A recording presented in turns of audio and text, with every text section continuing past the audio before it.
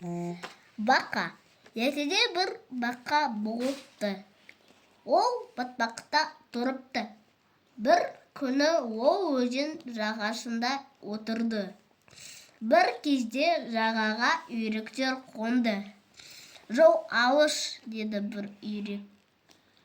«Тез тамақ жеңдер, сосын ұшамыз». Бұны бақа естіді.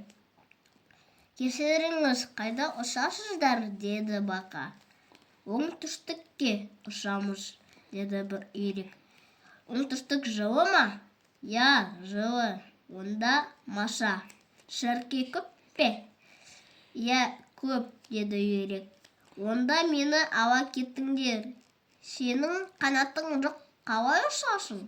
«Білмеймін, бірақ тұра тұрыңдар, мен ойланайын», деді бақа.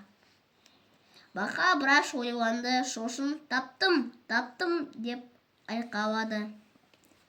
Екі үйрек таяқтың екі ұшынан тістейді.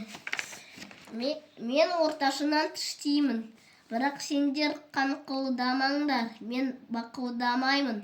«Жарайды», деді үйрек. Сөйтіп олар ұшты. Екі жақта екі үйрек, ортасында бақа. Бұл қызық көрініс болды. Бұны балалар көрді. «Бақаны қараңдар», деп айқайлады балалар. «Қызық-ай, бақа ұшып бара жатыр». Бақа мақтанып кетті. «Бұны мені ойлап таптым мен», дегенде бақа шалшыққа құлап түсті.